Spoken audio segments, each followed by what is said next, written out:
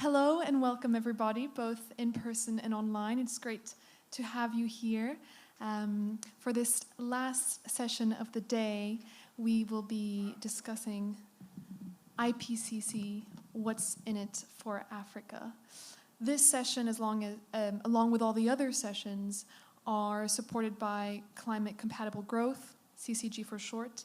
CCG is funded by the FCDO and to support investment in sustainable low-carbon development systems to meet development priorities in the Global South. If you wish to ask a question throughout the session, please use Slido. The code is 5715656. It should be available for you to use online.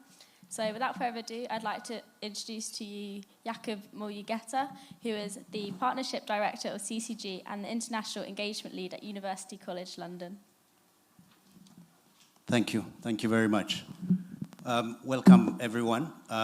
Before moving into this session, can we commemorate Professor Ogunlade Davidson, who passed away recently and was a real shock for most of us. But we remember Ogun as a great academic, a minister of energy of his country, Sierra Leone, thinker, a real colossal figure in energy and climate, and also played a significant role in shaping some of the African agenda into the IPCC. So if we could just take 1 minute and just remember this great person that we've lost.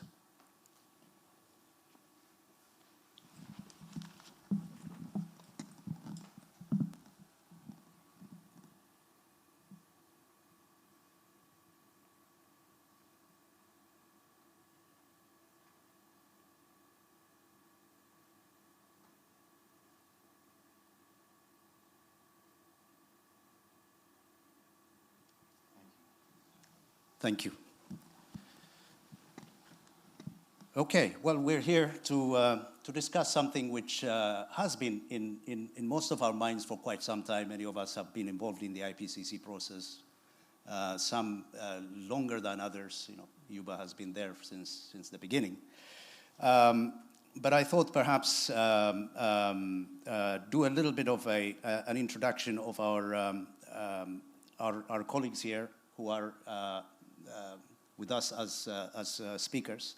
So to my left is Yuba Sokona. I think many of you know him, interacted with him. He's the vice chair of the IPCC, but also having led a number of African initiatives throughout the years, a very important figure when it comes to talking about energy and climate. And next to him is Yamid Daglet, who is the director of for climate justice at the Open Society Foundation, with a huge multi-regional expertise on climate justice, and also served as director of climate negotiations of the World Institute of Resources Institute. So thank you, Yamid, for joining us. And then on the far side is Fatima Denton, who is director of the United Nations University Institute for National Resources in Africa, a very senior person also who also served as head of the African Climate Policy Center that Yuba was the initial coordinator, and Fatima following that and doing such a great work, but also managed to also have a much wider and bigger remit within the UN Economic Commission for Africa. And the fourth person, is he with us, Arthur? Arthur Peterson, he's Can you hear me? Are you there, Arthur? Can you hear me? Yes, we can. So Arthur is the Professor of Science, Technology and Public Policy at University College London, and he's a member of the department leadership, but also Director of Education. Prior to joining UCL, Arthur spent many years advising on environment and infrastructure policy within the Dutch government. And then he later on served as chief scientist of the PBL, which is, I guess, equivalent to the Environment Agency. But also, he has deep knowledge about the IPCC, having served for his, in his government's, final plenary for example, the fifth assessment report. But thank you very much to our guests. And I think we've seen over the past 2 years the launch of the 3 IPCC reports: the physical science basis, impact, adaptation and vulnerability, and the mitigation for climate change. 3 important and major reports that came out in 2021 and 2022. And together, these reports offer the latest understanding and advances in climate science, adaptation, and the responses to it. So in all fairness, we can say that the IPCC in many ways has increased its reach, and it has also, it frames the scientific discussion around climate change. The question is, to what extent is that the case when it comes to climate change issues in Africa? So this is really what this session is about. And I thought perhaps we'll invite Yuba to just give us a brief message or discussion around the function of the IPCC, the way that he sees it, in just 2 minutes. Jacob, this is not easy, and then 2 minutes. I will start by, back to 92. I was invited to address the Minister of Environment in Ouagadougou, and we were preparing the Rio conference. And I start provoking, because if you want people to talk and then to get interested in something, you provoke them. And I said, if I was a prime minister, I will never create a Minister of Environment in Africa. I had a room full of Ministers of Environment. And then we talk about climate. They said, oh, don't divert us. Climate not an issue for Africa. It's European problems. Don't bring that in Africa. The only thing we're interested in is desertification. In Paris, all the head of the state of Africa was there. How that happened? Largely is related to IPCC. And it's easy because many people talk about IPCC. They don't know they don't know IPCC, and they don't know how IPCC is working. IPCC is not a research institution. It is not a university. It's not doing research. IPCC is assessing in a more comprehensive, open, objective, and transparent way information to better understand the risk of climate change, the scientific, technical, and socioeconomic information, in order also to inform how to mitigate and how to adapt. This is the IPCC. What IPCC is doing is assessing, and then the role, and then what IPCC is assessing have evolved throughout the years. I remember the early days of IPCC. When I came in, I said that what I'm doing here, because the kind of issues, the kind of information they are talking, I had no interest of them. I was interested in African development issues, and then the key area, the key aspect that was assessed at that time, the first assessment report, and the second was related to economics and impact. Not justice, not information, not development, not sustainable development, not equity, and then all those came later on. And then the amount of literature was a bit limited, and IPCC also is a kind of, it stimulates the academia to produce papers. And then when with Ogun, and then when we start discussing, we said that, our issues are not there. And then we start complaining. They said that, why do you don't write papers? If you write, it will be in. And then we start writing. And then that stimulate also, it's not only on climate issues, it stimulate academic to produce papers, and then to get in, and then to widen the scope of the work of IPCC. I can go to the detail as you give me only 2 minutes. We can. Yeah, you've taken more than 2 minutes, but that's okay.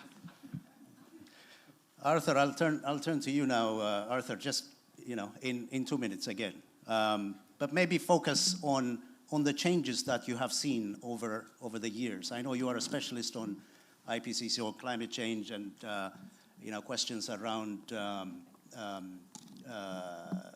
adaptation, but also mitigation, the way in which these work together.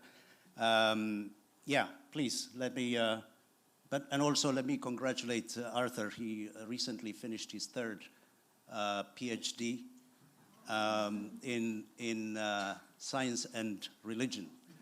So he can talk about PhDs all day long and how to do them, with the quickest time. He's starting the 8th PhD. He's starting the 8th, yeah. The next one is coming. Over to you, Arthur. Yeah, I think IPCC is adding PhDs to itself as well in the following sense. So the disciplines that have been seen to be relevant for saying something about climate change have multiplied. So it really started with a very strong emphasis, as Yuba says, on the physical sciences and economics. And social sciences, as well as humanities, have really become bigger and bigger and bigger players. And that's because they have been also really been publishing more about relevant topics in climate change. I think a major thing that has always been determining for the IPCC, it is a UN organization governed by member countries. So the interests of the member countries are very central to understanding what the IPCC does, doesn't do, maybe wants to do, cannot do. So one of the things it's not really allowed to do is really do outreach, for instance, that much in terms of capacity building for doing something with IPCC reports. So I think IPCC reports have been there since 1990. They are jewels of really objective, the best peer-reviewed ever publications on a very important topic where there's lots of information in it, but so much of it is never used. It's a crime in a sense that there's so much work going into these IPCC reports that produce thousands of pages, and nobody really uses them other than a few negotiators in the UNFCCC who use particular elements of it. I'm exaggerating maybe a bit, but there's so much to be used there. One final thing, I do think that Africa is growing in terms of its participation in the IPCC. It's going slow. It's also related to how much research is being done by African authors and institutions, but it's one of those growth areas. So we get at the end to opportunities. I see a beautiful future, both for the IPCC and for the relationship with Africa, but historically it's really dominated by the US and Europe. So I want to end my intro with that. Thank you, Arthur. I mean, you highlight that member states are expected to use this in some way or another, and I guess this takes us to the next to my next question. Maybe turn to you, Fatima. In terms of what the IPCC, these reports, what do they mean for Africa's policy and practice community? Okay. Thank you very much, Jakob. So what do they mean? I think, first of all, we should say that because IPCC as a scientific body comes with a very strong cachet and very credible scientific body. So when an IPCC report is out, it often validates certain things that we say about the environment. And I think the voices behind the IPCC report are much stronger than when we talk about the issues. So it comes across as almost the definitive word, I'd say, on a number of the issues that we're talking about. So you and I could talk about issues around mitigation, et cetera, but when we have an IPCC report that says this is the issue and this is how it is in Africa, I think policymakers and the wider community, they tend to take note. So I would say an authoritative voice, And Yuba used the word about stimulation. I think, yeah, there's a sense that the IPCC report, I think, brings certain things to the fore. So it makes certain things a bit more visible. So that visibility, I would imagine, would also help in terms of catalyzing policies or getting people to react to certain things. But, I mean, we'll get to discuss a little bit further. I would say there's still a lot more work to be done. Right. Because there's still an intermediary level that needs to be played where people would actually go to the report and maybe extract what is relevant for Africa and see how that can be popularized and packaged in a way that is understood by everyone. Because the reports are quite stodgy. They are very intellectual, very dense. And so what it means for Africa is, you know, it gives you a state of the environment and issues on climate change and response capacities, etc. But it has to go a bit further than that. But that work is not an IPCC work, I believe. It needs intermediary institutions to do the rest of it. To translate what the IPCC to translate, yeah. to make sure that these findings are within the purview and, you know, that policymakers are taking note. Yeah. Right now it's a little bit remote, I'd say. Thanks. Yamid, is there anything you would like to add? It's difficult, right? You know, being the last. I think, you know, the words that resonate that were, you know, that I would like to echo the most is the legitimacy and credibility, you know, that it provides for any policymaker who wish to make its, you know, the design of the policy implementation evidence-based. It is being used very much in the negotiating space. I was a former negotiator myself, but it strikes me that, you know, there's a discipline on how you approach the negotiations. And, you know, I was a negotiator in the UK, and we had that discipline to use it more forcefully. And you had to go into some of the details sometimes to really, you know, take some of the points. But it was not leveraged the same way in some other delegations. And this is where you have that capacity gap. But in addition to the stimulation, you know, the IPCC with its cycle, you know, provides that reflection. It's, for me, the kind of a major stock-taking, legitimate kind of, you know, moment to reflect on where we are, where we need to be, how to get there, and to really think about opportunities. And it's supposed to be to provide an empowering moment. Unfortunately, you know, what we see is the lack of ownership as much as it could be. It's some ownership at the very elite, you know, level, you know, but still, you know, some lack of it. Still a lack of, I think we went a long way since Yuba, and, you know, you took charge and you started to write. I think there's more, you know, of this, but there's still a bit of inequality in the.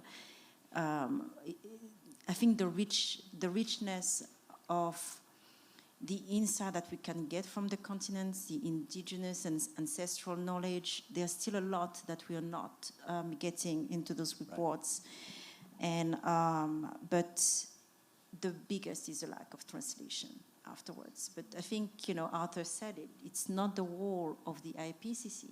If you're not mandated to do the outreach or, you know, the capacity building, then this is, you know, what we probably have to discuss about how to make it happen. Thank you, Yamid. I mean, Yuba, sometimes not sometimes, all the time, I hear you talking about not enough action. You're a man of action, yeah. Especially with IPCC, because you've spent so much of your energy and your intellectual capital into it.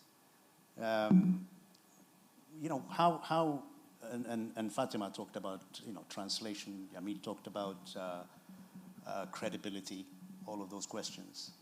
The issue is, you know, when it comes to Africa, how is the IPCC report, in your experience? I mean, has that changed in terms of its use, in terms of it being picked up and actually influencing policy in any sense at all? I think that on that we can discuss and then to something started. We cannot change things overnight. And Fatima is much more placed to talk about it, the outreach program we started. She can talk about it. We organize with the African Academy of Science and others. But we have to, before the IPCC, because it's assessing the literature, the publication, just to give a figure, the latest figure, maybe I hope I did not get it wrong, 13% of research on climate-related issues in Africa. Out of 13% of research on climate-related issues in Africa, only 3% are African institutions.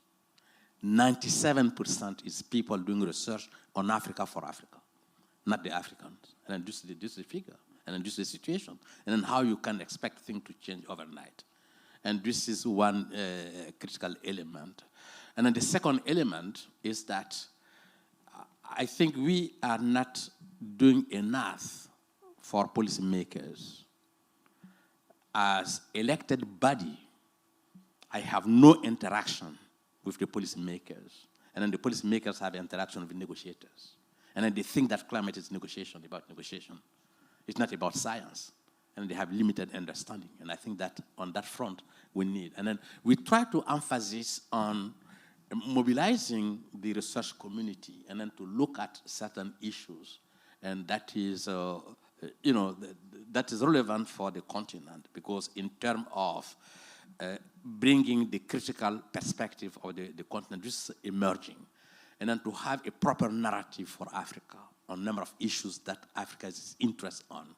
Because there is no clear narrative of Africa on climate issues.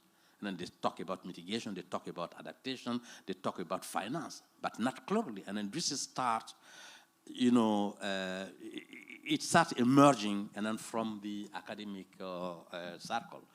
Maybe Fatima can much more elaborate on that than me, on the stranded asset that has been produced in different African countries, the outreach program we have initiated, and then to mobilize also, the younger generation on those different issues. Thank you, Yuba. Oh, I'm afraid he's taken over, so he's. Arthur will come later. I'll call Arthur in a moment. But did you want to make a point? Well, I think the point that Yuba made is actually quite worrying, I'd say sometimes, because I think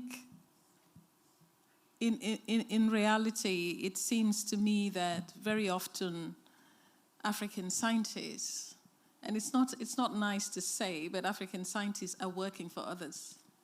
They're not doing their own sort of science. They're playing second fiddle, and that's sometimes really not easy to process. But I think that the reality is that, and as Yuba said, you can't change things overnight. It seems to me that some of the power asymmetries that we see in these discussions are also reflected in these production of science. It's a reality. And those power asymmetries are not going to go away. And they are heavily stacked against African scientists. I think the same figures that Yuba was citing, we're 1% in terms of global scientific goods. If you look at the IPCC, I think the last IPCC report on adaptation mentioned that, I'm not sure exactly how much money is spent, but the huge amount of money that are spent on adaptation research, I think less than 4% goes to African institutes. So it means that we still haven't got the research leadership. And whatever research leadership we get, we're getting that as, we're basically leaning behind others. We don't have that vantage point. Yet the reality also is that a lot of the things that we see in terms of response capacities, especially in adaptation issues, are things that are known in the Global South. The Global South is very much aware of these issues, and Global South scientists live it. It's a live experience for them. But those aspects of that research are not able to come through, because even when you think about it from the publication perspective, it's a very complex maze. It's not easy to kind of get a foot into publication, and Yuba talked about his experience, and that has, helped in terms of several decades and catalyzed a lot of publications, etc. And we've all gained from that. But it's not an easy process. It's very, very complex. And I think sometimes that part of it is not really well understood. And maybe one last point that Yuba mentioned. There are some perspectives of the IPCC whereby, as a Southern researcher, if I'm researching on stranded asset, my reality on stranded asset is based on the evidence base that I see in different countries. When you're in an IPCC process, it's a whole negotiation about how you get that literature in. Right. So it's a confrontational issue sometimes, because a lot of the other scientists really are almost oppositional to any literature that doesn't quite rhyme with what they see and what they know. Yeah. So sometimes that process of, that tussle is not an easy one, and sometimes it's quite uncomfortable. So I think there are some improvements to be made, as well as some, I would say, building soft capacity, like the confidence, because if you're an IPCC scientist and you get into one of these debates, you really have to be quite bold. You really have to be quite confident. You have to have almost an innate self-belief in yourself, because otherwise you're not heard. There are loud voices. So that process of negotiating, and you would say it's human behavior, but there are other things at play as well. So these are some of the realities of IPCC, where I think, more needs to be done in terms of induction of, sudden scientists, maybe a lead-up time before the reports are done. Perhaps there are ways that we could encourage scientists to publish more. Perhaps there are ways in which you can help with the research infrastructure, because that's another problem. How do you research when you don't have the research infrastructure? You don't have the journals, So already others are at an advantage, and you're trailing behind, because most of your research, you'd probably have to go to the internet, and how credible is that?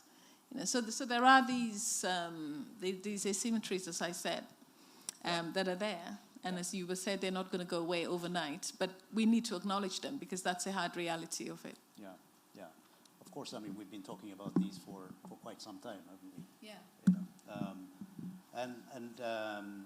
And of course, these questions around power and, the feeling of being outnumbered, if you will, within your chapter, and having to navigate and having to push as hard as possible the African issues into the chapters, and negotiating all that is a pretty tough task.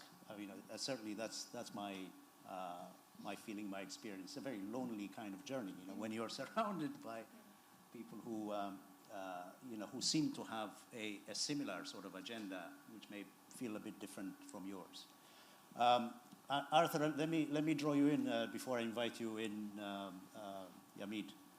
And that really is to try and perhaps illustrate from your experience, because you've been a scientific advisor of your government, and you've seen the IPCC report coming out, and then how does that get translated into policy or get picked up by policymakers in the Netherlands? It's really to sort of see if there is a kind of contrast.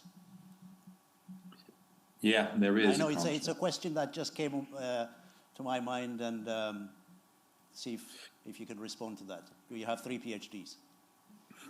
We have so many Dutch authors in the IPCC, right? And those same authors typically work in governmental research institutions. So they are the ones who also make the tailoring ready of scenarios, for instance, for the Netherlands.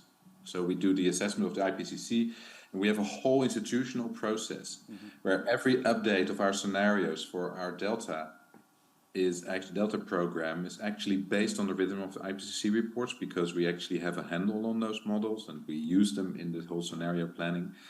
I'm not saying it's what everybody should be doing, actually, I'm saying something completely different. But if you ask, does the Dutch government use the IPCC report in some other ways than just a negotiating position in UNCCC? The answer is yes, because it does give the credibility behind what we decide, the knowledge of the future that we're going to use for our planning, and also for why do we want to stay below 1.5. Of course, that's not just a UN thing. Also, individual governments, especially those who have caused the emissions, need to use the IPCC report to also tell their populations we need to act.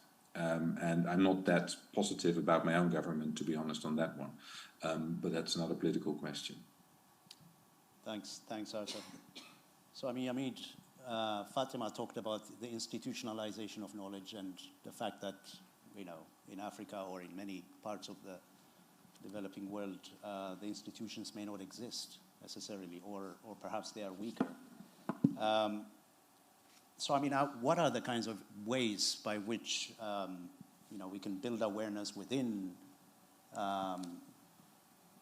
within the policy community, within public administration, if you will, in terms of, using IPCC outcomes?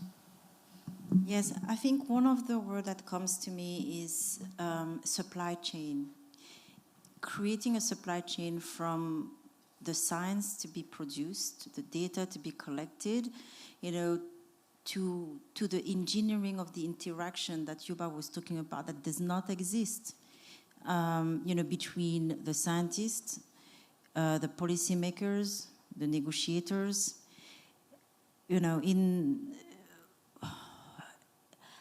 In the UK, it's fascinating to see that it was, being a negotiator. When I was a negotiator, it was also at the time when the UK was setting up its climate bill and being a leader. But you had all those mechanisms that were systemized so that, from the moment how you're going to use what is a very daunting exercise of monitoring your emission to inform, the regulation, the regulatory clause in the bill, to, how often you would meet those systems, the systematic engagement that you have with the different institutions, with the regulators, with the MPs, the type of briefing, all of this matters. And I think creating those could really help. And in addition, to support the capacity mobilization, I think, we talk about the communication a lot. So, the different means of translation, but also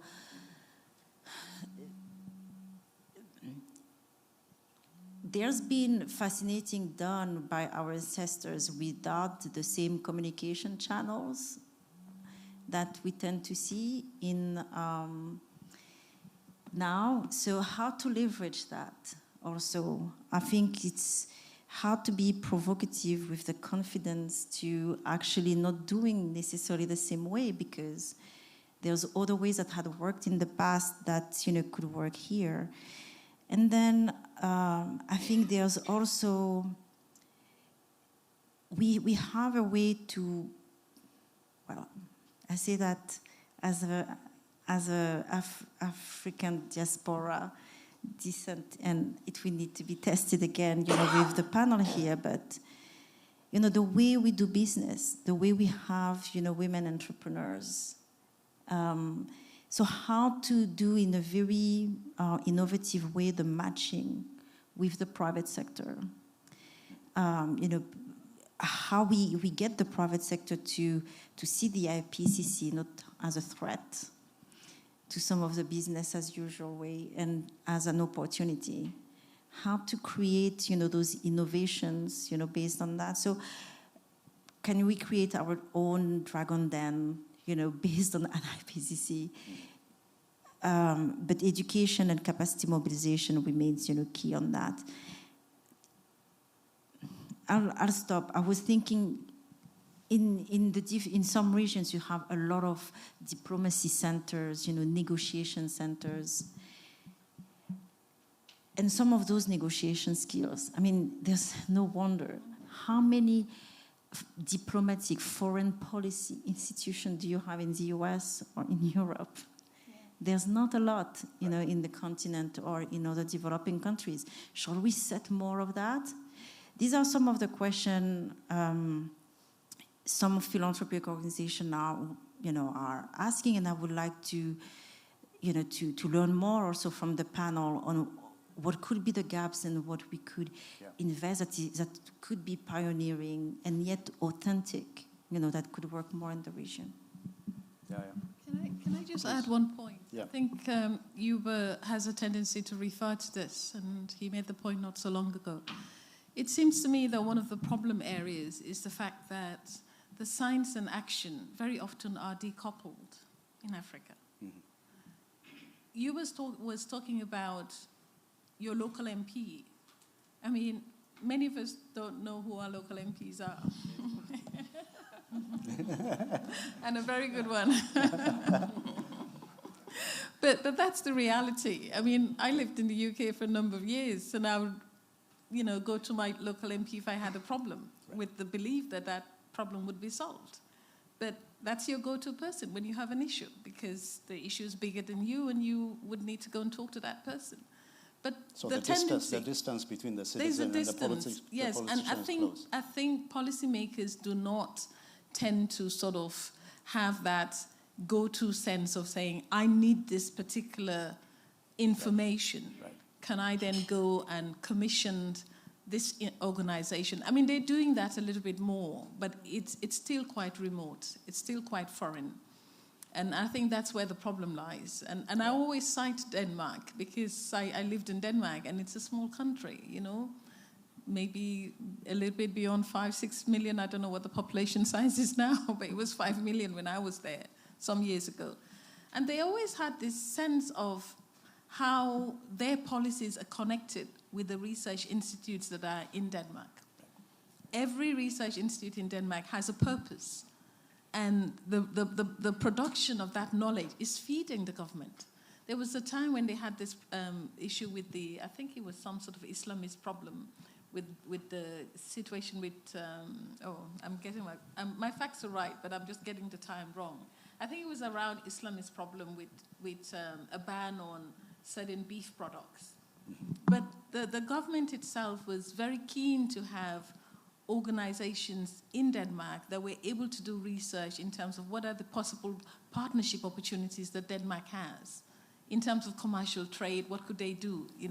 It's very hard for African policymakers, and I'm sorry because I've got so much respect for Dr. Jumkeller, but it's hard for them to have this go-to sense of, let me go and talk to the science.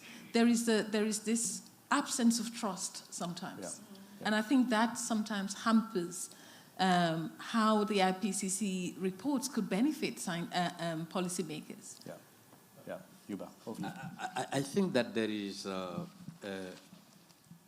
one structural problem that creates bias, and there is a legacy we have tendency to forget.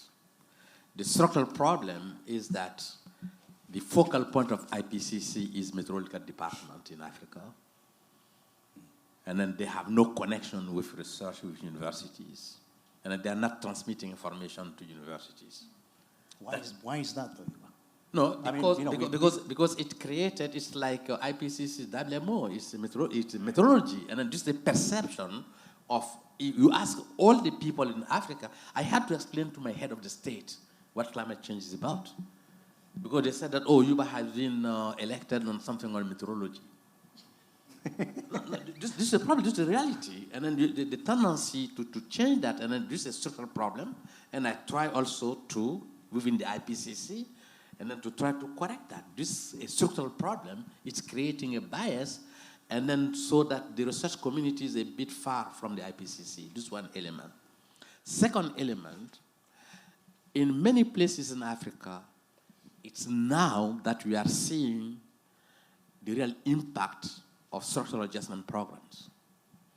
The structural adjustment program, what they did, they said that to stop funding research, to stop funding universities, research institutions, because we have international bilateral experts, they will think for the Africans. So we dismantle our research institution systems. and the university systems. And back to, the 90s, we had at least a minimum of 10 think tank research institutions on energy issues in Africa. And our late Ogunlade was based in Cape Town. That has been created by Anton Ebrat and others. I was in Dakar, and then he was coordinating in English, I was coordinating in French, and I was making the link between the Francophone and the Anglophone. And then none of those research institutions exist today. Because there are very few of them, but they do not exist. And then we made a number of publications. We started training courses, training programs. And then those are some of the problems we have a tendency to forget. And then the international and then bilateral, multilateral became the expert for the African government. And then their own institutions, their own research, their own universities have been completely neglected. There is one of the exceptions in South Africa. Apart from that, the other are just the problem. So are we pointing at a particular problem here, which is that the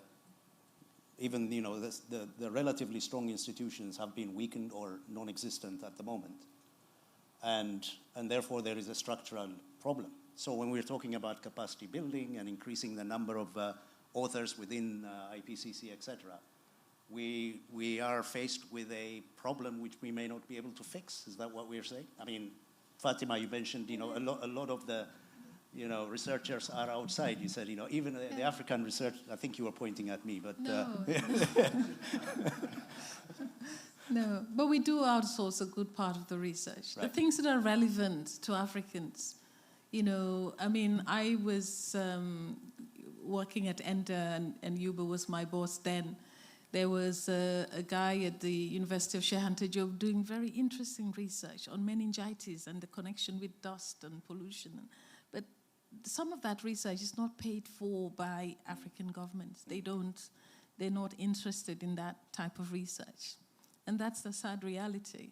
So a lot of the research that we do that are relevant to people and their needs and not research that are where governments are invested in that research. Right. And so that research is now outsourced. So you'll get a research proposal and you'll be part of that team and you'll be woven into the team some way, but it's still not, a research that you have designed to some extent.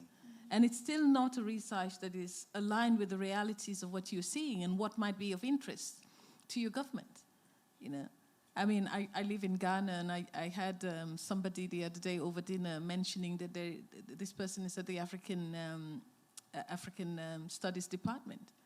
And he says that there are some people in that department that are so serious about their research that they don't mind that that research is not sponsored. Yeah. Because the issues are so, fundamentally relevant to Africa that they just do it, Yeah. But that sort of caliber of people are not many.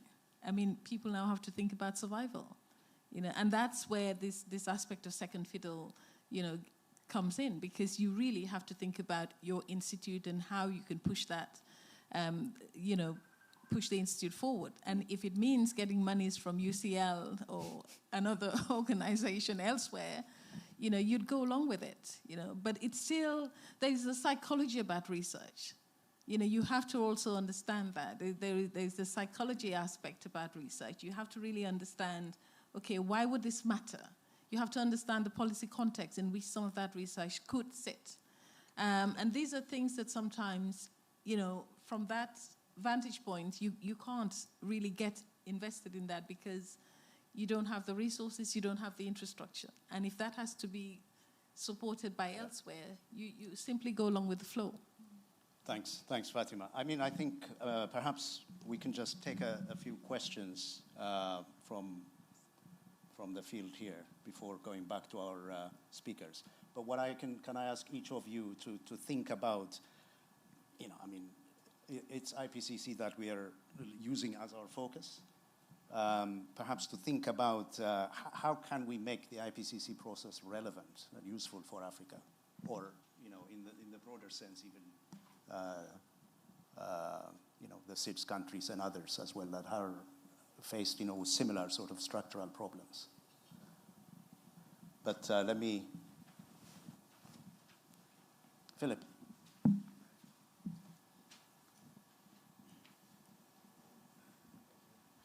Thanks.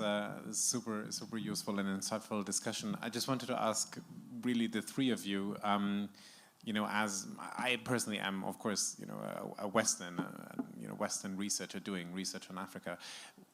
Do you believe that there can be a role for, you know, people like me to support those, you know, or you know, it's kind of a question actually, like, what can I do? What do you believe I should do to, you know, solve some of these structural issues, and what can CCG do as a program, and to really, you know, solve? Because I completely agree with everything that was said, and it's super insightful. So I would just, you know, if you could elaborate on that, that would be great. Thanks.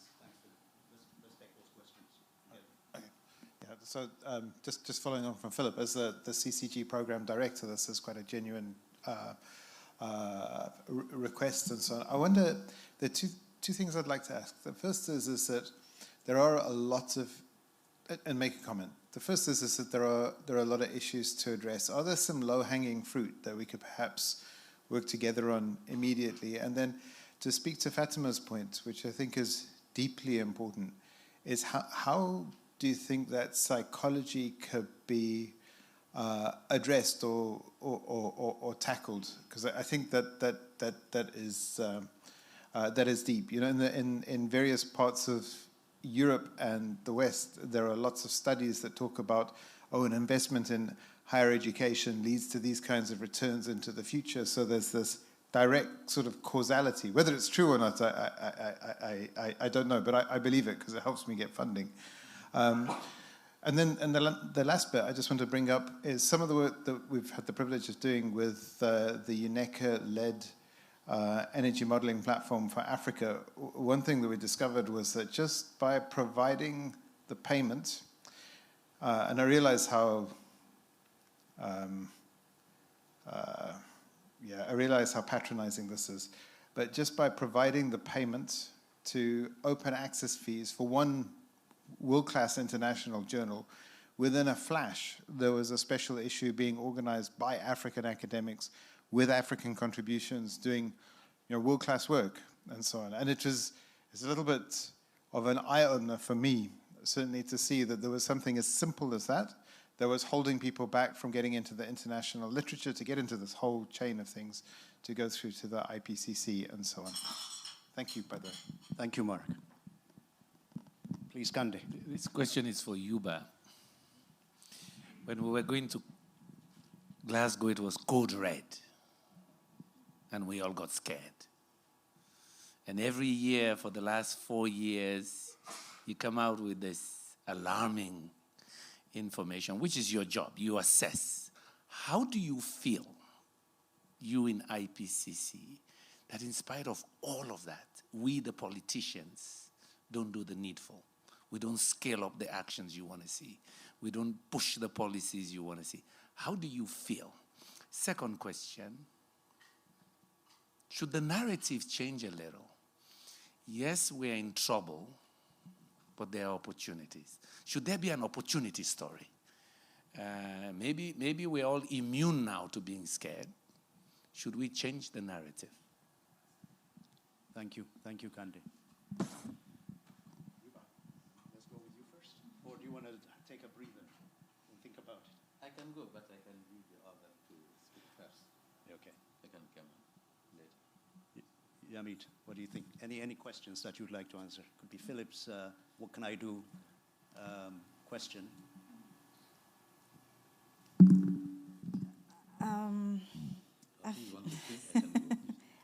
Go. Okay. No, I think that a lot can be done, Philip. Just remember the paper we just published a few days ago with Nature Energy. It brings together 50 people. Out of 50 people, 40 from Africa, in a very, very short term, and the paper made a huge difference. And this is the kind of thing, and then it has been done in much more transparent, in a lot of collaboration without anyone dominating anyone. And then on a fundamental issue that Africa is facing. And Philip played a central role. Yes, and then it also create a new opportunity for digging number of issues that go beyond African acting from emotion or from wishful thinking on number of issues. And then those are the areas where there is a possibility to bring together the African academics and then the other to work together.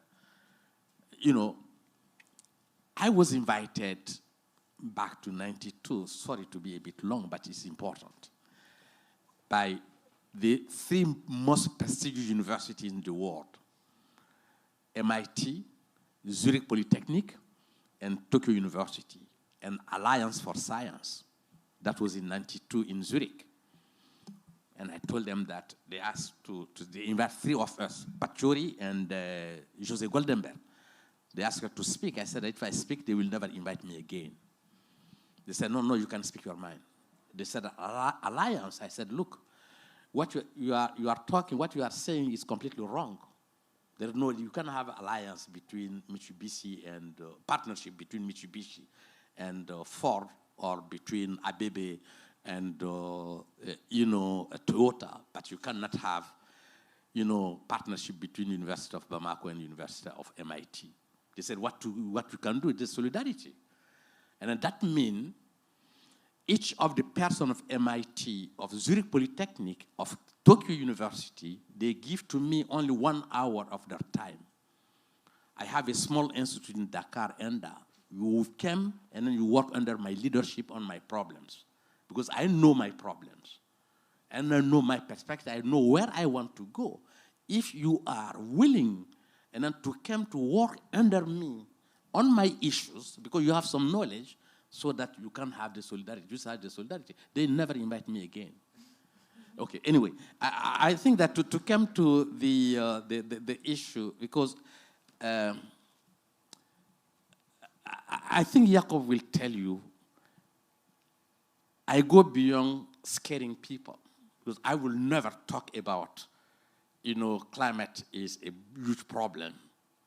We will be heated and then all of us will die. We stick with Ogun and then we elaborate the development first narrative. Start climate road development. And then none of the African countries will take their development agenda to see how to make that compatible with climate. Because with the negotiation here, without the negotiation, they will implement their development plans, their development activities and other. And then to take your, and then the urbanization, all the different problems, and then we are in the start of it. We have new opportunity. And then you go to any of the European country, and then they are completely changing their transport system, and then to rebuild the road, and then to have people they can bike. You cannot bike in Freetown. You cannot bike in Accra. You cannot bike in Bamako. You cannot bike in Nairobi. You cannot bike in Abidjan. None of those, we are building our roads. And they say, we can't have that. And then the way we organize, and then we have huge opportunity, we have no lock-in. And then our energy system can be completely designed differently from the energy system that exists, because the electricity system is a centralized system. And then that will exclude a large part of the population on it. And then we are still following the same trend. And then we have huge opportunity, and then this is the kind of narrative we are bringing in to get completely out of dichotomy of mitigation and adaptation. What we need also is to bring avoiding emission in African process rather than mitigating the emissions. And then you look at your development agenda, and then the well-being of the people. This is a completely different narrative. It's not related to finance, it's not related to adaptation, it's not related to mitigation, it's completely outside of the discussion that is taking place here, that will not lead anywhere. And then in the same time, people will continue. This is why I tell that don't say e-cooking, set electricity cooking. And then start with the highest level, the middle class, and they will change, things will change. I can elaborate on that, but sorry to have. Over dinner, maybe, yeah. Just Well, a few. it's even worse to come after Yuba. But I think, for, my experience working with the World Resource Institute, on what we could do. So it's using also the privilege, but I think the way you can conduct a research, and Yuba touched upon this, to change the way you capture the outcome and the way you design, the research itself. You can set up the partnership. You don't have to, make sure who can write what. You can, the more diverse, the better. And you don't see that too often. So I think you have the possibility, since you receive, most of the grant, to really challenge and to create the right level of partnership, and then, the right level of procurement, fundraising system. It doesn't need to be, the current status quo.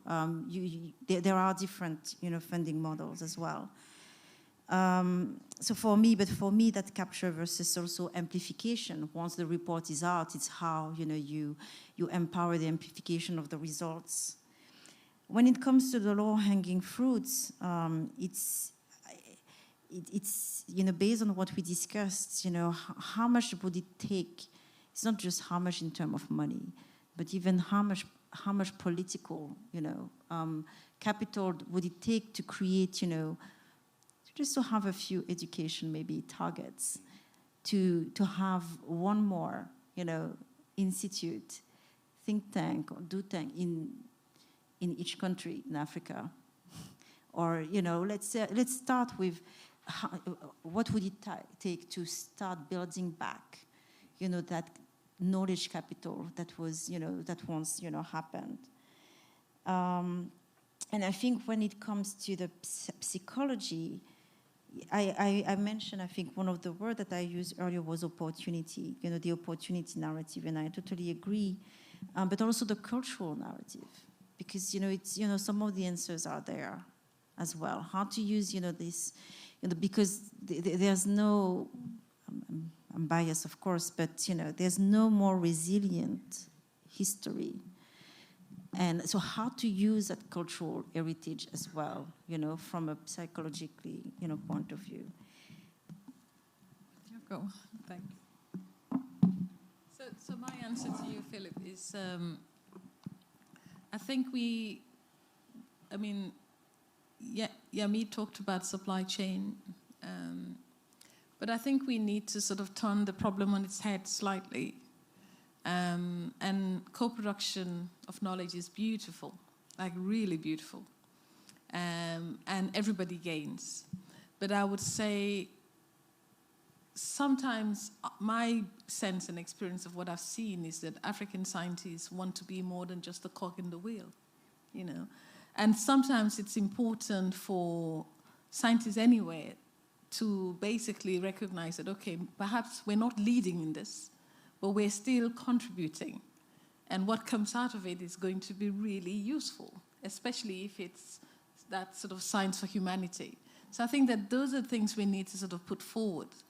And not necessarily, it would be nice if you had some monies to say, okay, let me talk to my partners and ask them, what do they really want to research about? So that the research is not done and stitched and everything by the time it gets to the other constituency group in the South, in the global South, it's all, you're all hemmed in. Maybe it would be nice to say, what exactly would you like to talk about? What are the main issues? What is more critical? And so if you offer that blank canvas where people can actually begin to design the research, and that's where the culture and the psychology and all of those things, because even words like vulnerability matter. They don't mean the same in different contexts. We did a whole research on that. We brought people like Ian Burton together with African scientists. And it was not a confrontation, just a discussion. But even the debate on what is vulnerability and what is resilience, changes from who's talking and from which context. And not forgetting that these are all political economy issues. So I think those things that we're taking for granted, that we basically think that, okay, if you do it and you bring Jakob or Fatima in, then you've got a good proposal. Those mindsets, those behavior have to change because it's not that straightforward. Can I just, because I didn't explain very well one point, just to illustrate. Yeah. You know, when we set up a consortium on some of the aspect of the implementation of the Paris Agreement in the BRI, a consortium, we were the only global, and most of the other partners were from the South. And the usual way to do it would be, you know, since we have more capacity to provide the secretariat, so we take most of the money. And for the first time, we did not. So I think well, it was a risk that I took probably, but hey, we had much more by doing that, by retracting and giving more shares to our colleagues, to our partners. We ended up for an organization that prides itself, you know, in the news and being cited. Actually, we got much more credibility, legitimacy, and expanding actually so it was finally a win-win, but it was not seen like that. So it's also about challenging the status quo. So I just wanted to illustrate, I didn't, you know, this personal experience. It took maybe boldness or, you know, courage. It's not easy, negotiations. But at the end of the day, to demonstrate, it becomes a win-win with the perseverance. Thank you, Yamid. Yuba, you're done, yeah? Arthur, we'll start, we'll start with you. Let's go back to IPCC. I think it's been a really interesting and, yeah, very interesting discussion. But, you know, we kind of moved into a more research, the way in which, you know, research is done and, you know, the whole question around the politics of knowledge as well, and inequalities embedded in that. But if I can come back to you and, you know, I know you have a fairly open ideas about the IPCC. Of course, you appreciate it, but at the same time, you also are a friendly critic, should I say. What would you do if you are... Well, dreaming a little bit and seeing historical, let's say, inequalities disappear in the future, what I really would like to see is a different type of science being fed into the IPCC. And also, I don't want a kind of whole separation between these different working groups and people focusing on the natural sciences and the impacts and the mitigation to kind of be reproduced. So I want really transdisciplinary work happening. And that means then also that those new generations of researchers that feed in the future IPCC will pay more attention to different social national conditions because the solutions are not the same everywhere. But the IPCC itself will not be alone anymore. It will be, that's my kind of prediction, it will be part of a larger ecosystem of assessments. There will be regional assessments. There will be more integrated evaluations for particular users. And the IPCC itself has to open up to more stakeholders because who is affected by climate change, really affected, will have to be involved more in the governance of the IPCC. Will be involved more in delivering authors for the IPCC, including indigenous populations, and the review. So this is, I have a dream of an IPCC that's completely different compared to, a kind of fossil of how science used to be done in a particular time, and now we have to address real issues. The IPCC is not ready for that. There are different audiences. For controversial issues, you cannot use the IPCC. Geoengineering, you cannot really do that in the IPCC. So we have to have a whole ecosystem. That's kind of my story. But there's still some use. All right. Not these thick reports, please. Stop writing thousands of pages. Okay. Thank you. Thank you, Arthur. Yuba, Yamid, Fatima, last words. Where do we go from here? What should the next IPCC report look like? Well, the next IPCC report has been already decided. It will be like the previous one. Okay. What should it look like then? What should it look like? No, this is a problem that has been already decided. But what it should look like, this is completely different. Right. Because I tried to advocate in a discussion, but I did not succeed. I said that we have to stop this big report of 7 years, it does not make any sense. Because the issue is not that climate is changing and then we are the ones who are at the origin of the change of the climate. The issue is how to deal with it. And then that can be done in a very much more shorter term and then to focus on a number of issues. And then we demonstrate we have to do that, but the government refuse, and then they will go business as usual. But as I said, that IPCC is a kind of, catalyst, stimulating a number of things. And then it has catalyzed, it's inspired a number of the World Academy of Science, who set up a PhD for the, the scholar from the LDC countries, a scholarship program for them. And then the World Academy of Science also set up a group and then on the climate issues and developing countries, focusing on the African perspective. And then all those are related to what IPCCs have achieved. And there is a number of things. And then we had a lot of discussion. And then we even at UCL, and then we had some discussion to see how to support and to mobilize. And then things are, we are making some progress on a number of issues. But what is very important is to have a kind of, open network and platform, and then with, like-minded academia from the North and the African academia, and then to join forces, and then to work on a number of issues that will be relevant for policy making. Because the point is that the research funded by Europe is informing the policy makers and then to look at the IPCC. Where the 2 degrees came from, it did not come from the science. 2 degrees came from the European. And then they want to see what will be the consequences of 2 degrees in Europe. And that is how it filtrated the IPCC. And then it fit the research, their agenda. And then the 1.5 also came on that, and then to see that if there's any difference between the two, because they have done everything. But what is the African agenda that emerged in the IPCC process? That's the problem. But we made some successes. The working group 3 was dominated by integrated assessment modeling. There is some changes with the AR6. And then you remember you were a lead author of the energy chapter in the 5th assessment report. There were 20 pages on nuclear energy, a paragraph on charcoal and firewood. Because this is a billion of people are laying charcoal and firewood. There were paragraphs. And then 20 pages on nuclear energy. And then he was on chapter on industrial sector. I said that you have to leave the industrial sector, you have to come as a coordinating lead author on energy chapter, and then to change that narrative, to change that this perspective. And then this is how things can change. And sorry to be too long. Thank you. We're nearly there, everyone.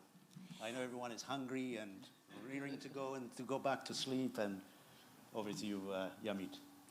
IPCCA, Integrated Policy Climate Change Alliance, for this platform you were talking about. And that's, what came, to me. But also, I think the OSF team is going to reflect about what we hear, what we heard today, and, what kind of catalyst or de-risking or, role we can play in supporting, in filling some of the gaps that you have highlighted. So, I'd say, first of all, we need to widen the selection of Southern artists. Well, I think scientists are artists as well.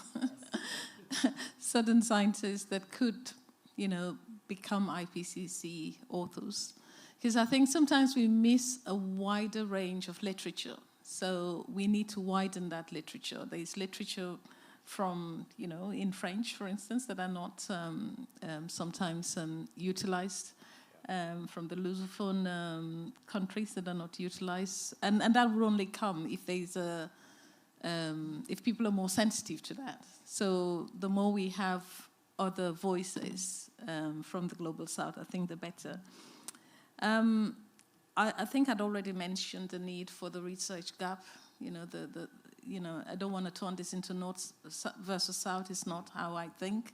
But I do feel that there is this gap that we need to really breach. And perhaps IPCC cannot do this, but IPCC, as I said before, can work with intermediary institutions that could actually try to, that catalyst word, that stimulation word, to get institutes in Africa to really support the production of science so that they can also find a way, an entry point into the IPCC process. And I think the last point I wanted to make is a point that I've had Yuba talked about quite a few times. The review process of the IPCC, very often, I don't think Africa is properly represented. And I think it's because we tend to be some sort of a jack of all trades, because we often, in terms of numbers, not able to be everywhere. Whereas one country might have 4 or 5 people, So I think that sometimes is a problem because, I've been in meetings where I see one country that are really very present. They look at every word. They want to make sure that this is right. It reflects their context, their economic realities. We need those sort of representation in the IPCC process, and it means that our policymakers and countries have to become more interested and maybe invest in supporting people that would be at these meetings. We have a few, and when they're there, it makes a big difference, but we need more of that. Thank you. Thank you so much, everyone. I think we're going to have to wind it down here. But let me thank Yuba, Yamid, Fatima, Arthur. Thanks for being with us as well. But it's been a really interesting discussion. We didn't just focus it on IPCC, but it kind of expanded. So the problem is not about IPCC necessarily, but it's just the way in which institutions work, or the lack of institutions across Africa. And in some ways, it also connects with the earlier discussion around capacity building, for example, where you have, of course, you have quite a lot of individuals, but I think some of the things that we're lacking across Africa is having credible and confident institutions that can actually move forward the agenda. And so that discussion and this discussion on IPCC, in many ways, they do connect. But we apologize for taking such a long time, but I just couldn't interrupt such a quality crowd on stage. And we have an MP here. And we have an MP here, of course, yes. That was bullied. Thank you very much. So shall we...